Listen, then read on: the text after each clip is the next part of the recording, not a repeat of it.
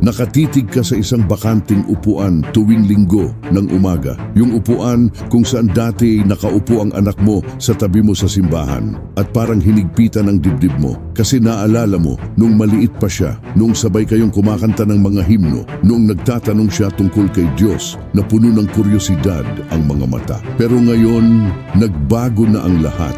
Lumayo na siya, tumigil na sa pagdalo sa misa, tumigil na sa pagtanggap ng komunyon at hindi mo na alam kung ano pa ang gagawin. Nasubukan mo nang kausapin, nasubukan mo nang kumbinsihin, nag-away pa nga kayo, pero wala talagang gumana. Pero paano kung sabihin ko sa'yo na may magagawa ka pa? Isang maliit, tahimik, pero napakalakas na bagay na kayang magpagalaw ng mga bundok.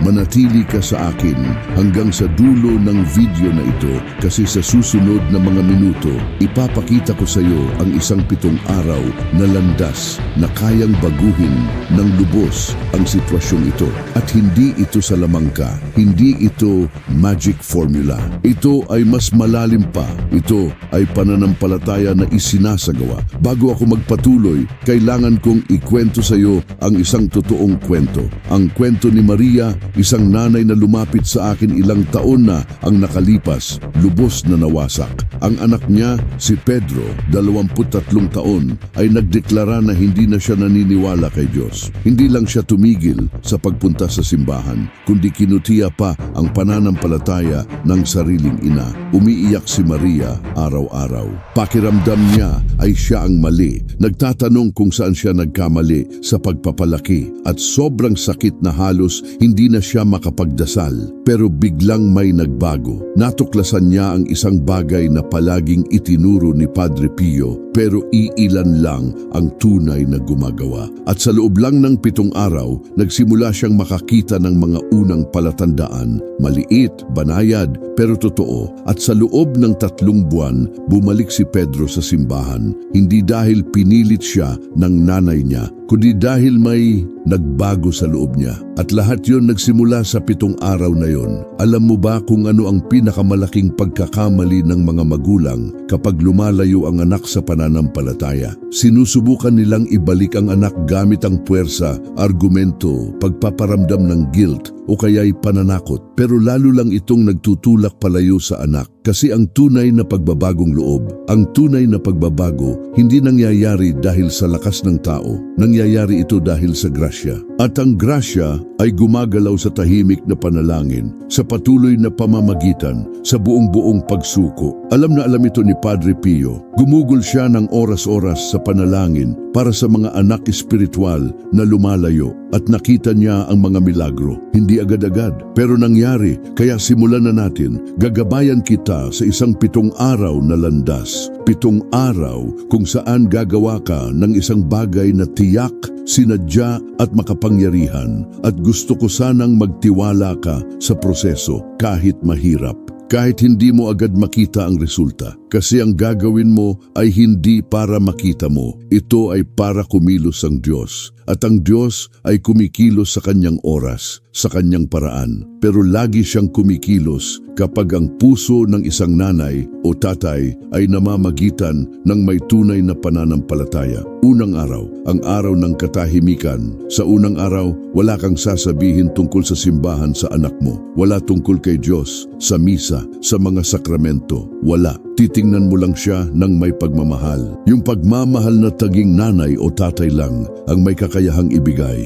Yung pagmamahal na hindi humuhusga, hindi naniningil, hindi nangangailangan. At sa katahimikang iyon, gagawa ka ng isang partikular na panalangin. Luluhod ka sa isang sandali ng araw kapag ikaw lang mag-isa at sasabihin mo ito, Ama, inihahandog ko ang aking anak sa iyong mga kamay. Hindi ko na alam ang gagawin, hindi ko na alam ang sasabihin, pero alam ko na mas mahal mo siya kaysa sa akin. Kaya hinihiling ko na gawin mo ang paraan sa puso niya na hindi ko kayang abutin. Hawakan mo siya kung saan hindi ko maabot. at bigyan mo ako ng karunungan na manatiling tahimik habang ikaw ang gumagawa. Parang simple, di ba? Pero hindi madali. Kasi ang manahimik kapag gusto mong sumigaw, kapag gusto mong maningil, kapag gusto mong itama, kailangan nito ng lakas na galing lang sa pananampalataya. Pero ito mismo ang ginagawa ni Padre Pio. Nananahimik siya sa harap ng mga misteryo ng Diyos. At hinintay niya ang Diyos na kumilos. At gagawin mo rin ito sa unang araw na ito. Magtatanim ka ng unang binhi. Ang binhi ng tahimik na pagmamahal. Ikalawang araw, ang araw ng alaala. Sa ikalawang araw, gagawin mo ang isang bagay na iba. Kukuha ka ng papel at panulat at magsusulat ka. Isusulat mo ang lahat ng magagandang alaala na mayroon ka tungkol sa anak mo sa simbahan. Lahat ng pagkakataon na nagpakita siya ng pananampalataya, nagtaka tungkol kay Diyos, nagpakita ng kabutihan, lahat, kahit gaano kaliit. Kasi ang mga alaala na ito ay hindi nagkataon. Ang mga ito ay mga binhi na itinanim ng Diyos sa puso niya. At ang mga binhing ito ay hindi namamatay. Natutulog lang. At ang misyon mo sa ikalawang araw na ito ay ipaalala sa Diyos ang mga binhing ito. Iharap mo ang mga ito sa harap ng altar at magdarasal ka ng ganito. Panginoon, naaalala ko noong ginawa ito ng anak ko. Naalala ko noong nagpakita siya ng pagmamahal sa iyo. Alam ko na buhay pa rin ang mga binhing ito sa loob niya. Kaya naman hinihiling ko na diligan mo ulit ang mga ito, na gawin mo silang mamulaklak sa tamang panahon at bigyan mo ako ng pasensya na maghintay. At pagkatapos magsulat at magdasal, itatago mo ang papel na iyon.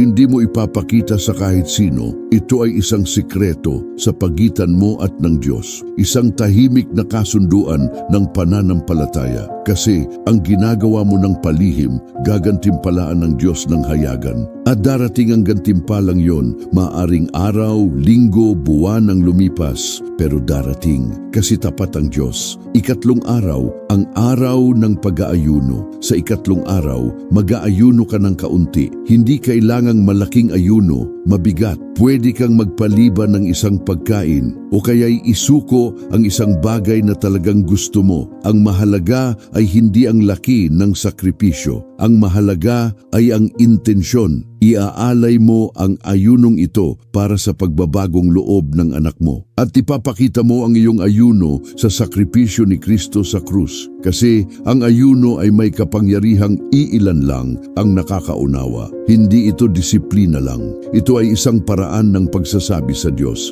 Handa akong magutom, handa akong magdusa kasi naniniwala akong kikilos ka. Ito ay isang paraan ng pagpapakita na seryoso ka sa pamamagitan na ito. Na hindi ka lang humihingi gamit ang mga salita. Humihingi ka gamit ang katawan, kaluluwa, lahat ng ikaw. At habang nag-aayuno ka, uulitin mo sa isip ang isang talata. Isang talatang minahal ni Padre Pio. Ang ganitong uri ng sitwasyon ay malulutas lamang sa pamamagitan ng panalangin at pag-aayuno. Nasa Biblia ang linyang ito. At hindi ito basta-basta nandyan. Nandoon ito kasi may mga laban sa espiritual na hindi napapanalo sa mga salita lang. Napapanalo ito sa sakripisyo, sa pagsuko, sa pananampalataya na higit pa sa kaginhawaan. At ang iyong ayuno sa ikatlong araw na ito ay eksaktong ganoon. Ito ang pagsasabi mo sa langit, handa akong gawin ang lahat para sa anak ko, kahit magutom, kahit mauhaw, kasi alam ko na nakikinig ka. Ikaapat na araw, ang araw ng pagpapala. Sa ikaapat na araw, gagawa ka ng isang bagay na maaring mukhang kakaiba, pero may napakalaking kapangyarihan. Pagpapalain mo ang anak mo, hindi sa salita, kundi pisikal. Kapag natutulog siya, papasok ka sa kwarto niya at gagawin mo ang tanda ng krus sa noo niya, dahan-dahan, nang may pagmamahal, nang may buong pananampalataya na mayroon ka. At habang ginagawa mo ito, magdarasal ka ng tahimik. Panginoon, binabasbasan ko ang aking anak sa iyong pangalan. Idineklara ko na siya ay anak ng Diyos, na may layunin siya, na babalik siya sa iyo sa tamang panahon. Tinatanggihan ko ang lahat ng negatibong impluensya sa buhay niya at inilalabas ko ang grasya ng Panginoon sa kanya ngayon. Ginagawa ito ni Padre Pio ng palagi. Binabasbasan niya ang mga tao kahit hindi nila alam. Kasi ang pagpapala ay hindi nangangailangan ng pahintulot. Ang pagpapala ay isang gawa ng pagmamahal. At kapag ang isang tatay o nanay ay nagbibigay ng pagpapala pagpapala sa anak, naririnig ito ng langit kasi may espiritual na autoridad sa papel ng magulang. Isang autoridad na itinakda ng Diyos mula pa sa simula. At kapag ginamit mo ang autoridad na ito para magpala, binubuksan mo ang mga pintuan sa espiritual na mundo. Mga pintuan na maaaring matagal nang sarado. At kung ang anak mo ay hindi na nakatira sa iyo, magagawa mo pa rin ang pagpapalang ito kahit malayo. Kumuha lang ng larawan niya, ilagay ang kamay mo sa larawan at gawin ang parehong panalangin. Kasi hindi limitado ang Diyos sa espasyo. Kumikilos siya kahit saan mo siya tawagin ng may pananampalataya. Ikalimang araw, ang araw ng pasasalamat. Sa ikalimang araw, babaguhin mo ng lubos ang focus. Kasi hanggang ngayon, ipinagdarasal mo ang anak mo. Nag-ayuno ka para sa kanya. Binabasbasan mo siya. Pero ngayon, magpapasalamat ka. Magpapasalamat ka sa lahat ng ginawa na ng Diyos sa buhay niya. Kahit na malayo siya sa simbahan ngayon. Kasi ang pasasalamat ay may kapangyarihang nagbabago. Binabago nito ang puso natin. Inilalayo tayo nito sa pagkabalisa at inilalagay sa kapayapaan. At kapag nagpapasalamat ka sa Diyos para sa mga milagrong hindi mo pa nakikita, ginagamit mo ang isang malalim na pananampalataya. Isang pananampalatayang kayang magpagalaw ng mga bundok. Kaya sa ikalimang araw na ito, magsusulat ka ng isang liham ng pasasalamat sa Diyos. Isang liham kung saan nagpapasalamat ka sa buhay ng anak mo, sa kalusugan niya, sa mga katangiang mayroon siya, sa mga magagandang sandali na pinagsamahan ninyo, at pati na rin sa pagbabagong loob na darating pa. Magpapasalamat ka na para bang nangyari na ito. Kasi para sa Diyos na nasa labas ng oras, nangyari na ito. Nakikita na niya ang dulo ng kwento at maganda ang dulo. Kailangan mo lang magtiwala dito. At pagkatapos isulat ang liham na ito, babasahin mo ito ng malakas. Mag-isa sa kwarto mo sa harap ng isang krusipiho o larawan ni Padre Pio kung mayroon ka. At mararamdaman mo ang kapayapaang sumasakop sa puso mo kasi ang pasasalamat ay ang wika ng langit. At kapag nagsalita ka ng wikang ito, direktang nakakakonekta ka sa Diyos. Ika-6 na araw, ang araw ng komunyon. Sa ika-6 na araw, kung kaya mo, pumunta sa simbahan at tanggapin ang Eucharistia pero hindi para sa iyo. At tanggapin mo ito para sa anak mo. Ialay ang buong komunyon na yon para sa kanyang pagbabagong loob. Kasi ang Eucharistia ay ang katawan ni Kristo. Siya mismo ang pumapasok sa loob mo. At kapag tinanggap mo si Jesus at inialay mo ang grasya na ito para sa ibang tao, ginagawa mo ang eksaktong ginagawa ng mga santo. Namamagitan ka sa pinakamakapangyarihang paraan na posible, kasama ang mismong si Kristo sa loob mo. Sabi ni Padre Pio, isang komunyon na ginawa ng may pananampalataya at intensyon ay kayang magligtas ng kaluluwa. Isipin mo na lang ang isang komunyon na inialay ng isang nanay o tatay para sa sariling anak. Hindi makakalimutan yon ng langit. Imposible. Kasi ang pagmamahal ng isang tatay o nanay ay sumasalamin sa pagmamahal ng Diyos. At kapag pinagsama mo ang pagmamahal mo sa katawan ni Kristo, lumilikha ka ng isang espiritual na lakas na hindi matatalo. At kung hindi ka makakapunta sa simbahan sa araw na iyon, okay lang, gumawa ng espiritual na komunyon. Tumigil ng ilang minuto, ipikit ang mga mata at sabihin, Panginoong Jesus, hindi ko matatanggap ang Eucharistia ngayon, pero ninanais ko itong tanggapin ng buong puso. At inialay ko ang pagnanais na ito para sa pagbabagong loob ng anak ko. Dumating ka sa akin ng espiritual at baguhin ang puso niya sa pamamagitan ko. Ang espiritual na komunyon ay may parehong halaga sa harap ng Diyos kapag ginawa ng may tunay na pananampalataya. Ika-7 araw, ang araw ng buong pagsuko. Narating natin ang huling araw at ito ang pinakamahalagang araw kasi sa araw na ito gagawa ka ng isang bagay na baka ang pinakamahirap na ginawa mo sa buhay. Pakakawalan mo. Ibibigay mo ng buo ang anak mo sa mga kamay ng Diyos. Ititigil mo ang pagsubok na kontrolin. Ititigil mo ang paninisi sa sarili. Ititigil mo ang pagdala ng bigat ng mag-isa at magtitiwala ka, magtitiwala ng tunay. Sa ika-7 araw na ito, luluhod ka at gagawa ka ng panalangin ng buong pagsuko. At ito ang panalangin, Ama, nasubukan ko na ang lahat. Nagdasal ako, nag-ayuno, nagpala, nagpasalamat, nagkomunyon. Ngayon ibinibigay ko ng buo ang aking anak sa iyong mga kamay. Kinikilala ko na hindi ko siya pag-aari. Sayo siya palagi. Ako lang ang ginamit mong instrumento para dalhin siya sa mundo. Kaya ngayon, nagtitiwala akong ikaw ang mag-aalaga sa kanya ng higit sa kaya ko. Nagtitiwala akong may perpektong plano ka para sa buhay niya. At nangangako akong hindi na makikialam pa. Nangangako akong magmamahal lang,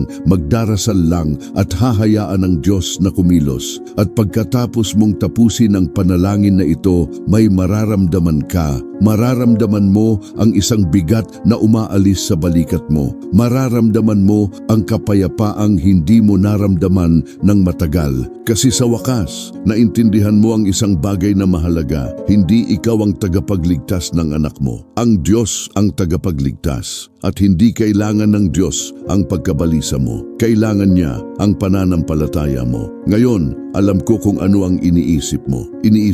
Pero pagkatapos ng 7 araw na ito, ano ang gagawin ko? At simple ang sagot, magpatuloy ka. Magpatuloy sa pagdarasal. Magpatuloy sa pagtitiwala. Magpatuloy sa pagmamahal. Pero ngayon sa ibang paraan. Walang desperasyon. Walang pagkabalisa. Walang paniningil. Kasi alam mo na nasa kontrol ang Diyos at natuto kang magpahinga sa katotohanan yon. Ang 7 araw na ito ay hindi magic formula. Hindi ito garantiya na sa 8 araw ay magigising ang anak mo at tatakbo sa simbahan. Ang pagbabagong loob ay isang proseso at bawat tao ay may kanya-kanyang oras. Pero ang ginagawa ng 7 araw na ito ay binabago ka muna. Kasi bago baguhin ng Diyos ang anak mo, kailangan niyang baguhin ang puso mo. Kailangan niyang turuan kang magtiwala, magpakawala, magmahal ng tunay. At kapag natuto ka nito, nagiging mas makapangyarihan kang daluyan ng grasya ng Diyos. Nakita ko na itong prosesong ito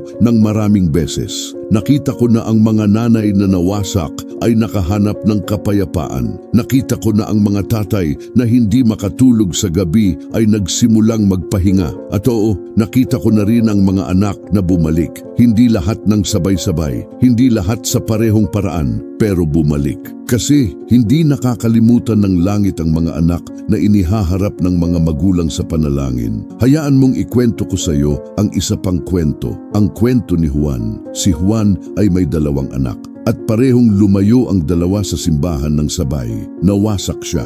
Akala niya ay nabigo siya bilang tatay. Hanggang sa isang araw, natuklasan niya ang mga turo ni Padre Pio tungkol sa pamamagitan at nagpasya siyang subukan. Ginawa niya ng eksakto ang itinuro ko rito, ang 7 araw. At sa simula, walang nagbago. Malayo pa rin ang mga anak.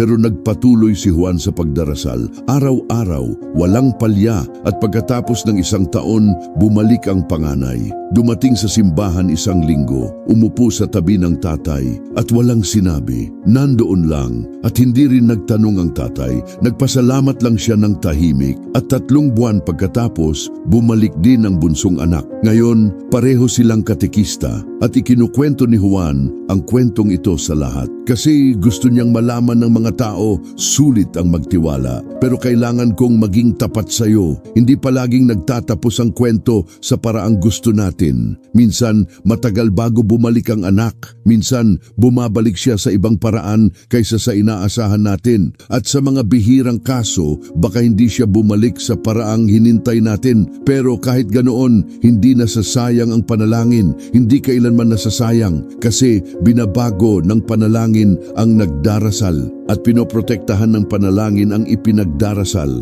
Kahit malayo, kahit hindi nakikita, kumikilos ang Diyos palagi. May kasabihan si Padre Pio. Sabi niya, magdasal, maghintay, at huwag mag-alala. Parang simple, pero ito ang buod ng buong buhay espiritual. Magdasal kasi iyon ang bahagi mo. Maghintay kasi iyon ang bahagi ng Diyos. At huwag mag-alala kasi ang pag-aalala ay walang binabago. Ninanakaw lang nito ang kapayapaan mo. At kailangan mo ng kapayapaan para magpatuloy sa pamamagitan. Kailangan mo ng lakas para magpatuloy sa pagtitiwala. Kaya heto ang imbitasyon ko sa iyo. Simula ng 7 araw na ito ngayon, huwag ipagpabukas, Huwag hintayin ang perpektong sandali kasi ang perpektong sandali ay ngayon. At gusto ko sanang malaman mo na hindi ka nag-iisa sa paglalakbay na ito. May libu-libong mga magulang na dumadaan sa eksaktong pinagdadaanan mo. At lahat sila ay nagdarasal, lahat sila ay nagtitiwala. At sama-sama,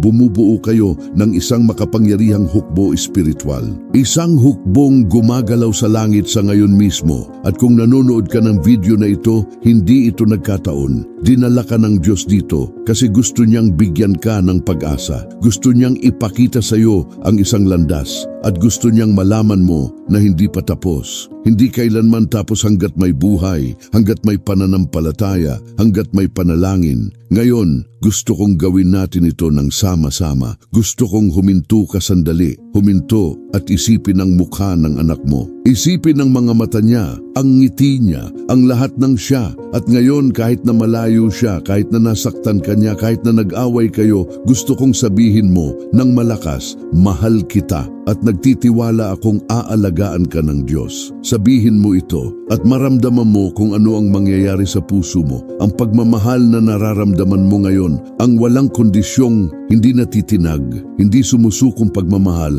alam mo ba kung saan galing? Galing ito sa Diyos. Kasi itinanim ng Diyos ang pagmamahal na ito sa loob mo mula noong naging tatay o nanay ka. At ang pagmamahal na ito ay sumasalamin sa pagmamahal na mayroon siya para sa anak mo. Pero ang pagmamahal ng Diyos ay walang hanggang mas malaki, walang hanggang mas makapangyarihan. At kung ikaw bilang tao ay ganito kamahal, isipin mo kung gaano kamahal ang Diyos. Isipin mo kung gaano siya handang gawin para maibalik ang anak mo. At alam mo ba, pwedeng umalis ang anak mo sa simbahan, pero hindi siya umalis sa puso ng Diyos. Hindi kailanman, kasi walang umaalis sa puso ng Diyos.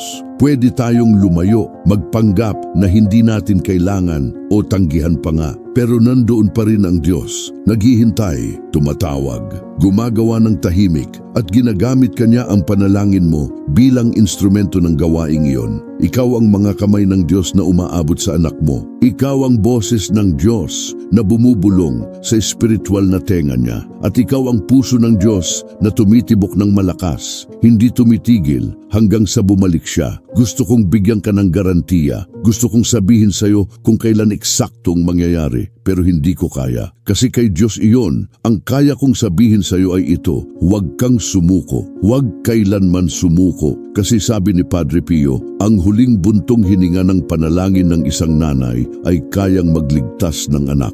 Kahit na sa huling sandali ng buhay, kahit na dekada ang lumipas, walang expiration date ang panalangin. Nandoon ito, nakaukit sa langit, naghihintay ng tamang sandali para magpakita. At magpapakita ito sa isang paraan o iba. Baka hindi sa paraang naisip mo, pero sa paraang pinlano ng Diyos. At gusto kong sabihin sa iyo ang isang mahalagang bagay. Habang ipinagdarasal mo ang anak mo, mag-ingat na huwag hayaang sirain ka ng guilt. Maraming magulang ang nagdadala ng napakalaking guilt. Iniisip nila na mali ang ginawa nila sa pagpapalaki. Iniisip nila na nabigo sila at ang guilt na ito ay nagpapaparalisa sa kanila. Pero hayaan mong sabihin ko sa iyo ang isang katotohanan. Ginawa mo ang pinakamabuti na kaya mo sa kung ano ang meron ka noon. Hindi ka perpekto. Walang tatay o nanay na perpekto. Pero hindi hinintay ng Diyos ang pagiging perpekto mo. Hinintay niya ang pananampalataya mo at may pananampalataya ka. Kung wala, hindi ka makakarating dito. Kaya patawarin mo ang sarili mo kasi matagal ka nang napatawad ng Diyos.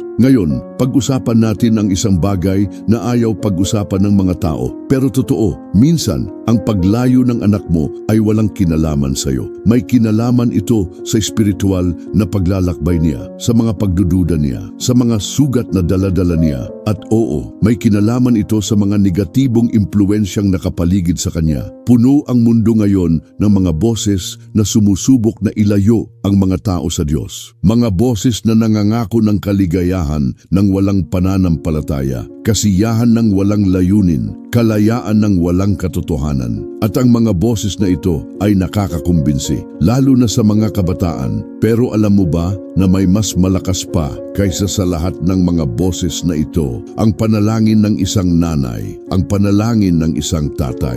Kasi kapag nagdarasal ka, hindi ka lang humihingi, nagdedeklara ka ng espiritual na digmaan. Sinasabi mo, hindi kukunin ang anak ko, sa Diyos siya. At babalik siya. At totoo ang digmaang ito. Hindi ako nagsasalita ng pantasya.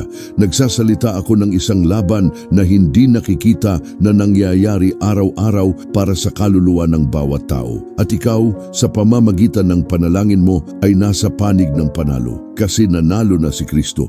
Binayaran na niya ang presyo at ang tagumpay ay sayo ayon sa karapatan. Kailangan mo lang itong i-claim sa pamamagitan ng panalangin, sa pamamagitan ng pananampalataya, sa pamamagitan ng pagtitiis. Naunawaan ito ni Padre Pio nang higit sa sinuman. Nakikita niya ang mga bagay na hindi nakikita ng iba. Napapansin niya ang mga puwersang espiritual na gumagalaw. At alam niya na ang pinakamakapangyarihang sandata laban sa anumang negatibong puwersa ay ang panalangin, lalo na ang rosaryo. Tinawag niya ang rosaryo bilang sandata. At tama siya, kasi ang rosaryo ay hindi lamang panalangin. Ito ay isang malalim na pagninilay sa mga misteryo ng buhay ni Kristo at ni Maria. At kapag ipinagdarasal mo ang rosaryo para sa anak mo, inilalagay mo siya sa proteksyon ni Maria at walang proteksyong mas malakas kaysa dito. Kaya heto ang isa pang mungkahi para sa iyo. Kung hindi ka pa nagdarasal ng rosaryo, simulan mo na. Hindi kailangang sabihin ng 5 misteryo ng sabay-sabay.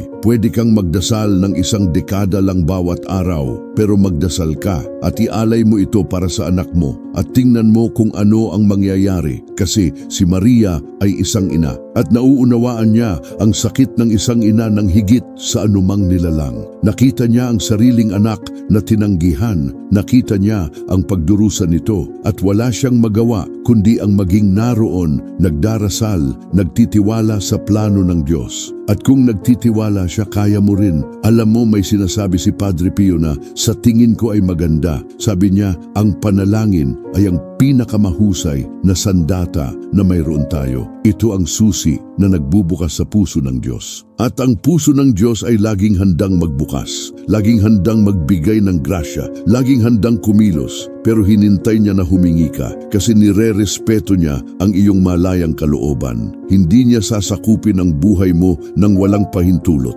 Hinintay niya na imbitahin mo siya. At kapag nagdasal ka, iniimbitahan mo ang Diyos na kumilos. Binubuksan mo ang mga pintuan at pumapasok ang Diyos nang may buong lakas, nang may buong grasya, nang may buong pagmamahal at isa pang bagay. Kapag ipinagdarasal mo ang anak mo, huwag lang tumutok sa pagbabalik niya sa simbahan. Tumutok sa puso niya. Kasi minsan, bumabalik ang tao sa simbahan dahil sa obligasyon, dahil sa pressure, dahil sa guilt. Pero malayo pa rin ang puso at hindi iyon tunay na pagbabagong loob. Ang tunay na pagbabagong loob ay kapag nagbabago ang puso, kapag tunay na natatagpuan ng tao ang Diyos, kapag napapamahal siya sa Kanya at hindi iyon nangyayari ng biglaan. Ito ay isang proseso. Kaya ipagdasal mo na mahawakan ang puso ng anak mo, na maranasan niya ang pagmamahal ng Diyos ng totoo, na magkaroon siya ng personal na pagkikita kay Kristo. At kapag nangyari iyon, ang pagbabalik sa simbahan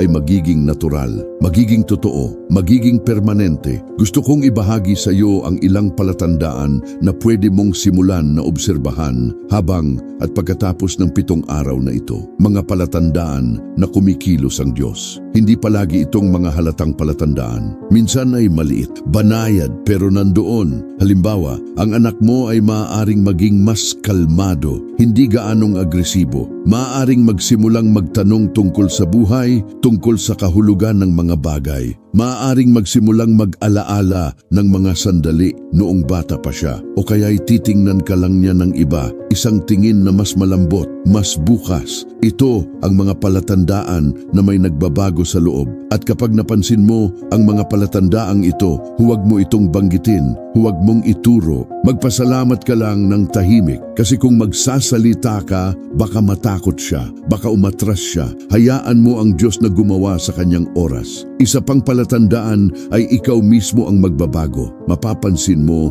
na mas mapayapa ka. Hindi gaanong balisa, hindi gaanong kontrolado, mas nagtitiwala at hindi ito dahil nalutas na ang problema. Ito ay dahil natuto kang magpahinga sa Diyos at ang pagbabagong ito sa iyo ay makakaapekto sa anak mo. Kasi kapag tumigil ka sa paniningil, nararamdaman niya. Kapag tumigil ka sa pagpilit, nakakahinga siya. At sa espasyong iyon ng paghinga, pumapasok ang Diyos at kumikilos. At may isa pa, maaari kang magsimulang makapansin ng mga synchronicity, mga bagay na parang coincidence, pero hindi. Halimbawa, may magsasabi ng isang bagay sa anak mo sa tamang sandali, o makakarinig siya ng isang kanta na tatama sa puso niya, o makakapanood siya ng isang bagay na magpapaisip sa kanya. Ito ang mga misteryosong paraan ng Diyos. At ikaw, sa pamamagitan ng panalangin mo, ay binubuksan ang mga paraang ito. Ngayon, kailangan kong pag-usapan ang isang bagay na maaaring mahirap pakinggan pero mahalaga. Kahit na gawin mo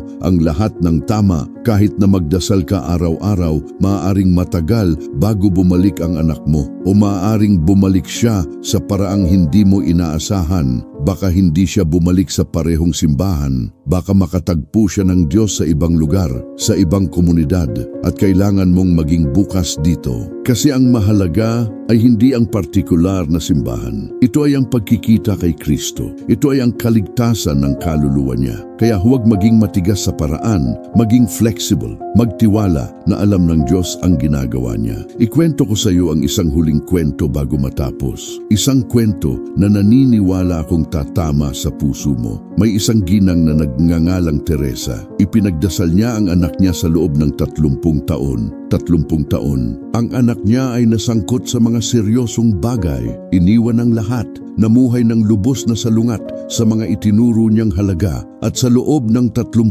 taon, hindi siya sumuko. Nagdasal siya araw-araw, walang palya. At may mga sandali na gusto niyang sumuko, mga sandali na akala niya ay walang silbi, pero may isang bagay sa loob niya na hindi nagpapahintulot. Ito ang pananampalataya. At nung siya ay 75 taon na, nagkasakit siya. Sobrang sakit. At sa ospital, dinadalaw siya ng anak niya. At napakahina niya na halos hindi na makapagsalita. Pero tiningnan niya ito at bumulong. Palagi kitang ipinagdasal at hindi ako kailanman tumigil sa paniniwala. At ang anak ay gumuho, umiiyak ng hindi pa nagagawa noon. At sa sandaling iyon, may nabasag sa loob niya. At 3 buwan pagkatapos ng pagkamatay ng ina, bumalik siya sa simbahan. At ngayon, siya ay isang binagong tao. At sinasabi niya na ang nagpabalik sa kanya ay hindi anumang sinabi ng iba. Ito ay ang patuloy na panalangin ng ina, na kahit patay na, patuloy na umalingaw-ngaw sa puso niya. Ang kwentong ito ay nagpapaalala sa akin ng sinabi ni Padre Pio, ang panalangin ng mga magulang ay ang pinakamahalagang pamana na maiiwan nila sa mga anak. Kasi ang pera ay nauubos, ang mga ari-arian ay nawawala, pero ang panalangin ay nananatili. Lumalampas ito sa kamatayan, tumatawid ito sa mga henerasyon, at nagliligtas ito. Kaya hihilingin ko sa iyo ang isang bagay. Hindi mahalaga kung gaano katagal ka nang nagdarasal. Hindi mahalaga kung ilang beses ka nang umiyak. Hindi mahalaga kung naisip mo nang sumuko. Magpatuloy ka. Magpatuloy sa pagdarasal. Magpatuloy sa pagtitiwala. Magpatuloy sa pagmamahal. Kasi kailangan ito ng anak mo. Maaaring hindi niya alam. Maaaring tanggihan niya pa nga. Pero sa kailaliman ng kaluluwa niya, alam niya at nararamdaman niya. Nararamdaman niya na may nagdarasal para sa kanya. At iyon ay gumagawa ng pagbabago, lahat ng pagbabago sa mundo. At tingnan mo, kung nanonood ka ng video na ito at hindi ka ang tatay o nanay, kundi ikaw ang anak na lumayo, gusto ko ring kausapin ka. Baka nandito ka dahil sa kuryosidad, baka may nagpadala sa iyo nito, o baka napunta ka rito nang hindi mo alam kung bakit. Pero hayaan mong sabihin ko sa iyo ang isang bagay, hindi ka nagkataong narito. Dinala ka ng Diyos dito kasi gusto niyang malaman mo na hindi siya sumuko sa'yo. Hindi kailanman sumuko at may nagdarasal para sa'yo. Maaaring ang nanay mo, maaaring ang tatay mo, maaaring lolo, lola, isang taong tunay na nagmamahal sa'yo. At ang mga panalangin ito ay umaakyat sa langit araw-araw. At naririnig ito ng Diyos. At hinintay niya na buksan mo ang puso mo, hindi dahil sa obligasyon, hindi dahil sa guilt, kundi dahil sa pagmamahal, kasi mahal ka niya at gusto niyang magkaroon ng tunay na relasyon sa iyo. Hindi mo kailangang magkaroon ng lahat ng sagot. Hindi mo kailangang maging perpekto. Hindi mo kailangang magpanggap na iba ka. Gusto ka ng Diyos kung ano ka, kasama ang lahat ng pagdududa mo, kasama ang lahat ng sugat mo, kasama ang lahat ng pagkakamali mo. Gusto lang niya na magbigay ka ng isang hakbang, isang maliit na hakbang patungo sa Kanya at gagawin niya ang iba kasi ganun siya. Hindi siya nangangailangan ng malalaking kilos. Pinapahalagahan niya ang maliliit na intensyong tapat. At kung naririnig mo ito ngayon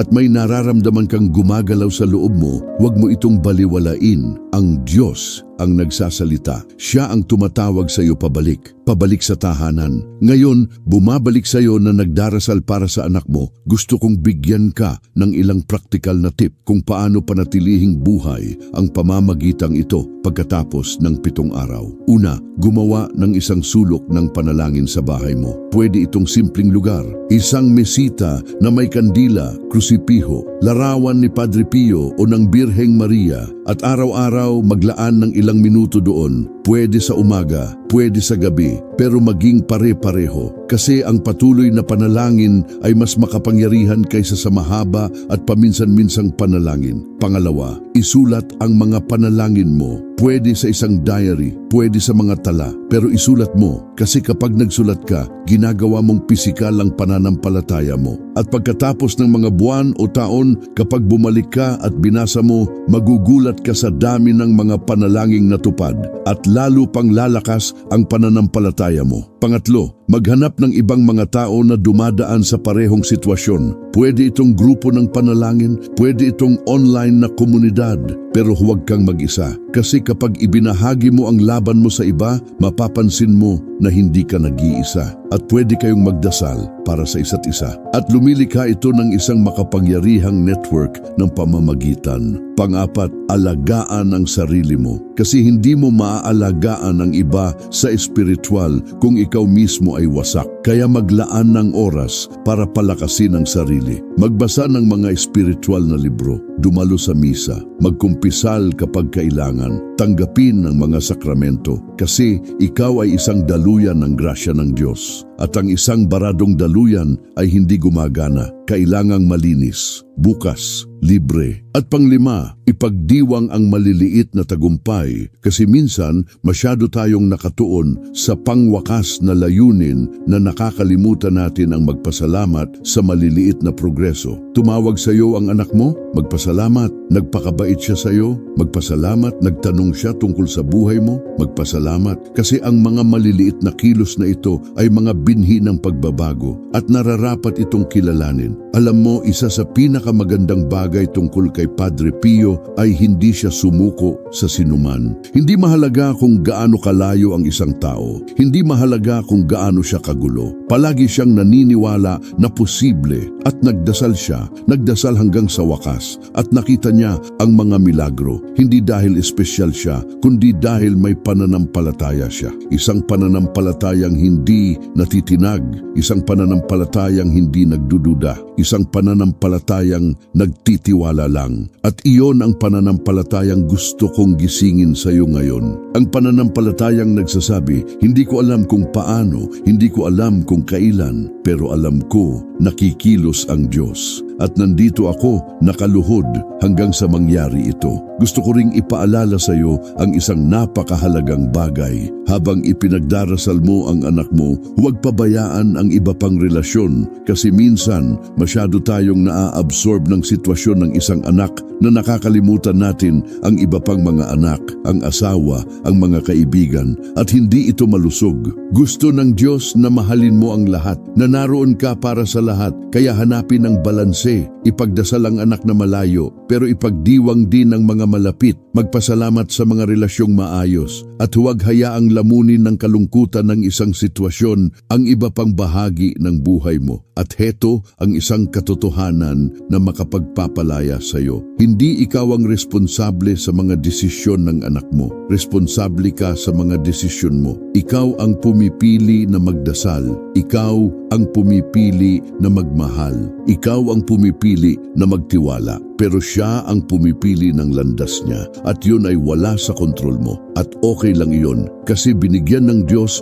ng malayang kalooban ang bawat isa. At hindi niya ito lalabagin. Hindi mo rin dapat subukang labagin. Ang kaya mong gawin ay impluwensyahan sa pamamagitan ng panalangin, ng halimbawa ng pagmamahal. Pero ang pangwakas na desisyon ay sa Kanya. At kailangan mong makipagpayapaan dito para makapagpahinga ka. Hayaan mong ikwento ko kung ano ang nangyari kay Maria, yung nanay na binanggit ko sa simula. Pagkatapos bumalik si Pedro sa simbahan, may sinabi siya sa akin na talagang tumatak sa akin. Sabi niya, "Ngayon, naiintindihan ko na kung bakit hinintay ng Diyos na lumayo ang anak ko. Hindi ito para parusahan ako, ito ay para turuan akong magtiwala, para ipakita sa akin na hindi ako ang tagapagligtas, ang Diyos ang tagapagligtas." At ang leksyong iyon ay nagpabago ng lubos sa paraan ng pakikitungo niya, hindi lang sa anak niya, kundi sa lahat ng bagay sa buhay. Naging mas magaan siyang babae, mas malaya, mas mapayapa, kasi natuto siyang magpahinga sa Diyos. At iyon ang hinintay ko para sa iyo, na matuto kang magpahinga, kasi ang pagkabalisa ay walang binabago, ang pag-aalala ay walang nalulutas, ang guilt ay walang binabago, pero ang pananampalataya, ang pananampalataya ay nagbabago ng lahat.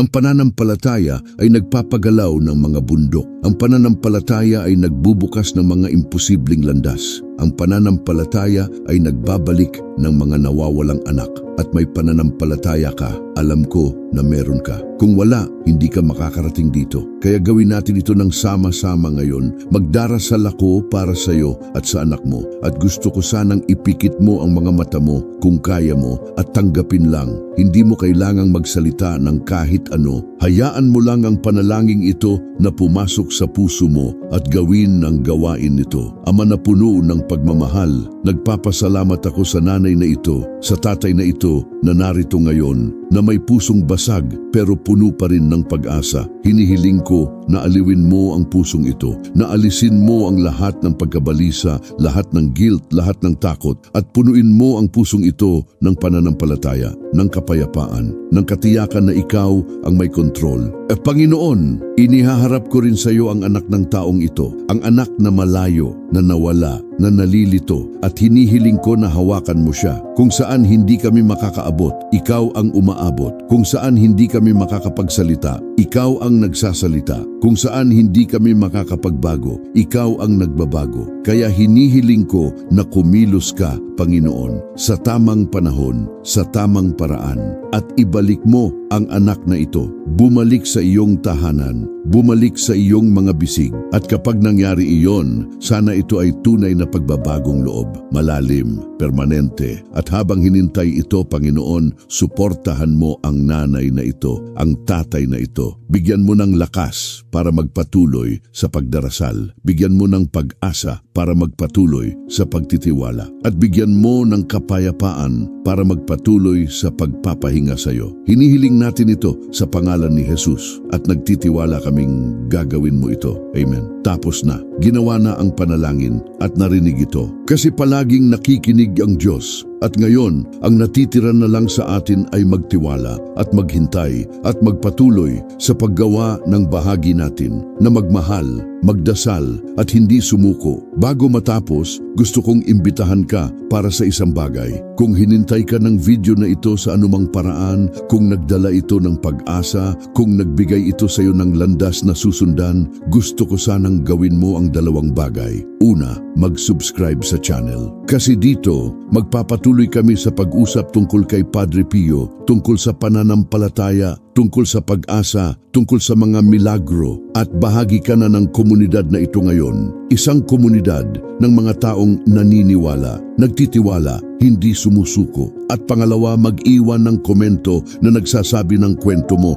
Hindi kailangang mahaba. Pwede lang ilang salita, pero ikwento mo. Kasi kapag ibinahagi mo ang kwento mo, hindi mo lang pinapalaya ang sarili mo, pero nagbibigay inspirasyon ka rin sa iba. At hindi mo alam kung sino ang maaaring kailanganin ng eksaktong sasabihin mo. At kung gusto mo, pwede kang humiling ng mga panalangin din. Kasi magdadasal kami para sa iyo, magdadasal ako. At ang ibang mga magbabasa ay magdadasal din. At sa ganung paraan, lumilikha tayo ng isang makapangyarihang kadena ng panalangin. Isang kadenang umaakyat sa langit at humihintay sa puso ng Diyos. At isang huling bagay, kung may kilala kang dumadaan sa parehong sitwasyon, ibahagi ang video na ito. Kasi baka kailangan ng taong iyon ang eksaktong mensaheng ito ngayon. Baka malapit na siyang sumuko. At ang video na ito ay pwedeng maging tulak na kailangan niya para magpatuloy, para maniwala, para hindi bumitaw.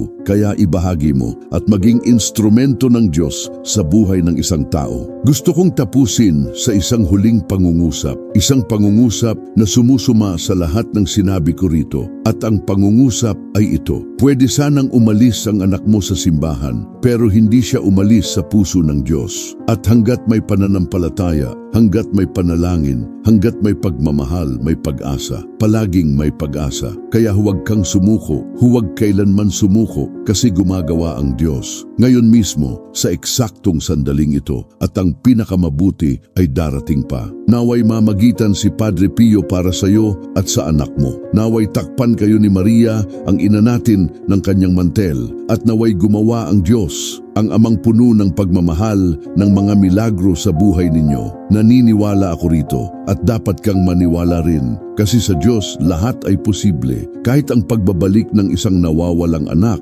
kahit ang pagbabago ng isang matigas na puso, kahit ang paggawa ng imposible, at mangyayari ito. Kailangan mo lang magtiwala at maghintay at magpatuloy sa pagdarasal. Kasi ang huling panalangin ay hindi pa nagagawa at ang huling milagro ay hindi pa nangyayari. Palaging may higit pa, palaging may pag-asa, palagi. Salamat sa pagiging narito, salamat sa pagtitiwala at salamat sa hindi pagsuko. Mas malakas ka kaysa sa iniisip mo at ang Diyos ay kasama mo. Palagi siyang kasama at palagi siyang kasama hanggang sa susunod na video. Manatili sa Diyos at magpatuloy sa pagdarasal kasi ang panalangin mo ay nagbabago ng lahat.